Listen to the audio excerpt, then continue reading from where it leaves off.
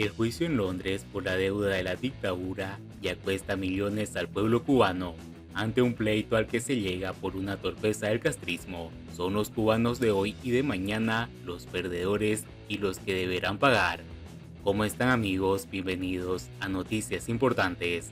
Esperamos sus opiniones en los comentarios. Comenzamos. Desde que el 18 de febrero de 2020 se presentó la demanda en Londres contra el Banco Nacional de Cuba y el gobierno de la isla por una porción de la deuda vencida que reclama al régimen, el grupo de acreedores CRF comenzó un proceso que, aún sin sentencia, ha costado millones de dólares al pueblo cubano. De acuerdo con los documentos vistos del Tribunal de Comercio de los Tribunales Reales de Justicia en Londres, donde el día lunes 23 de enero comienza la vista oral del juicio. Hasta la fecha CRF ha informado a esa corte gastos de 2.153.000 libras esterlinas, equivalente a 2.603.827 dólares. Por el lado de la parte cubana, el gasto reportado al tribunal asciende a 1.991.000 libras, aproximadamente 2.407.905 dólares, más un estimado de entre 653.073 y 816.341 dólares que supondrán los gastos del juicio, o sea, un total que oscila entre 3.060.978 y 3.224.246 dólares. Sumadas esas cifras de gastos en los procedimientos legales en el Reino Unido, donde el perdedor del pleito debe asumir el costo total del proceso, la parte afectada tendrá que pagar unos 5.8 millones de dólares. En el caso de ser hallado responsable el régimen de adjudicación de la deuda en litigio, esa cantidad caerá en los hombros de los cubanos y se sumará a la cifra que debe desde hace casi 40 años y que es lo que reclama CRF. Pero, ¿por qué cuesta tanto un proceso de esta naturaleza? En primer lugar, porque La Habana no escatimó gastos a la hora de contratar bufetes de abogados de alto rango para defenderse en Londres. No uno, sino tres despachos de élite representan los intereses en el pleito. El primero es el inglés PCB LLP, con sede en Londres y que suma 2 décadas calificando entre los mejores expertos en litigar casos de fraude. El segundo, Essex Court Chambers, es un grupo de abogados comerciales independientes, líder en su campo que suele trabajar con la flor y nata del capital financiero mundial. Cuenta con 96 inquilinos, de los cuales 45 son consejeros del rey, o sea, expertos de alto nivel en las cortes de justicia británica. El despacho se especializa en litigios comerciales y financieros, arbitraje, derecho público y derecho internacional público.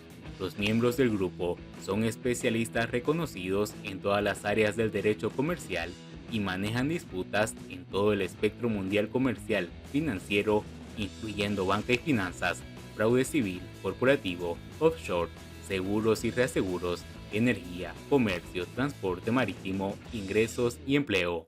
Por último, La Habana incluyó a su defensa a Uria Menéndez, nombrada en 2022 la firma del año en España, por segundo año consecutivo, galardón que entrega la publicación especializada británica internacional Financial Law Review, con oficinas en Madrid, Bruselas, Valencia, Santiago de Chile, Londres, Lima y Nueva York. Esta firma tiene una amplia experiencia litigando y representando empresas en América Latina.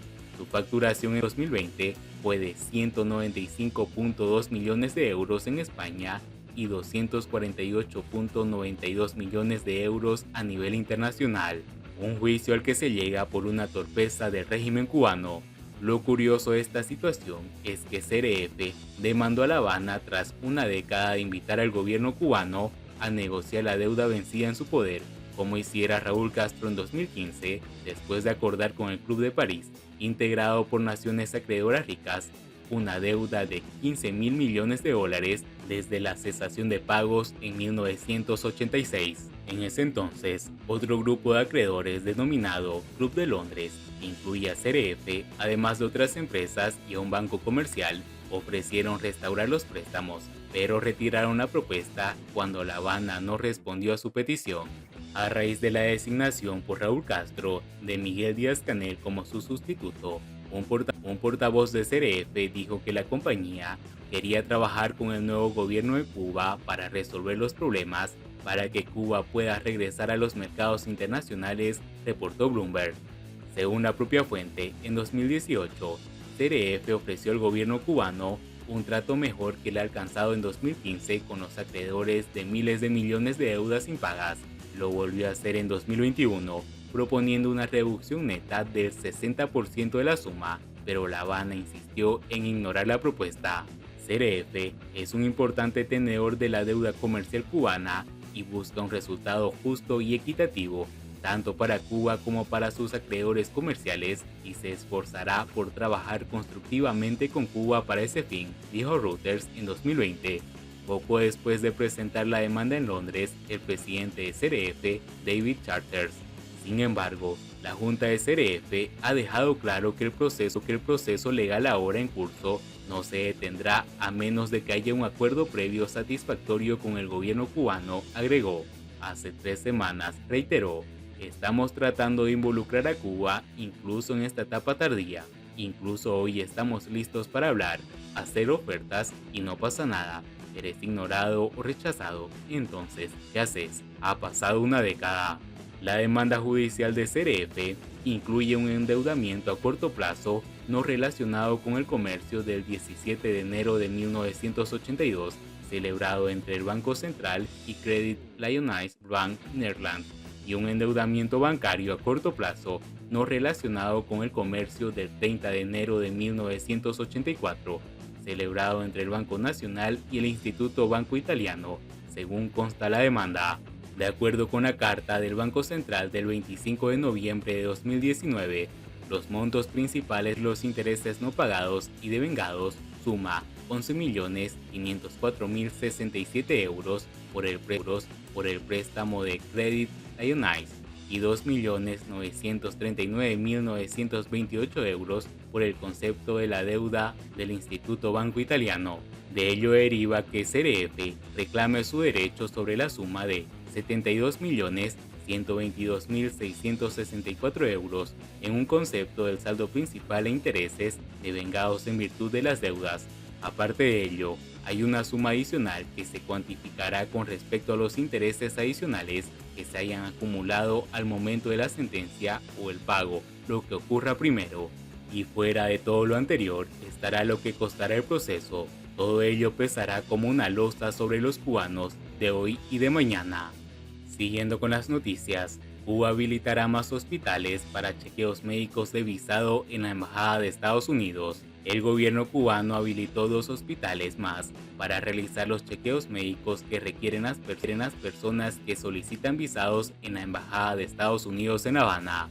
Con cooperación del Ministerio de Relaciones Exteriores de Cuba, MINREX, y el Ministerio de Salud Pública, MINSAP, se anuncia la aprobación de 2 hospitales nuevos para realizar exámenes médicos para las visas de inmigrantes. La expansión garantizará que más solicitantes puedan completar sus exámenes antes de su entrevista consular, dijo en Twitter la Embajada de Estados Unidos. La sede diplomática estadounidense no especificó cuáles son los 2 nuevos hospitales que se incorporan para ofrecer este servicio. Esta semana, funcionarios estadounidenses y cubanos retomaron en La Habana el diálogo sobre la aplicación de la ley, conversaciones que iniciaron en 2015 durante el mandato de Barack Obama y quedaron congeladas en 2018. Entre los temas en debate se encuentra la crisis migratoria cubana, asuntos de ciberseguridad y supervisión de transacciones bancarias, tráfico, reclamación de fugitivos de la justicia estadounidense y ciudadanos de Estados Unidos detenidos en Cuba. Las conversaciones entre ambos países se mantendrán activas. El día jueves, Cuba ofreció información a Estados Unidos sobre supuestos terroristas y traficantes radicados en su territorio. El gobierno dijo que ambas delegaciones coincidieron en que existen fenómenos comunes asociados a la ilegalidad que requieren la cooperación. Y bien amigos, así vamos terminando las noticias importantes del día de hoy. Por favor, nos ayudarían mucho compartiendo las noticias y así poder informar a muchas más personas de la verdadera realidad en Cuba. Patria y vida mis hermanos, nos vemos en el siguiente informe.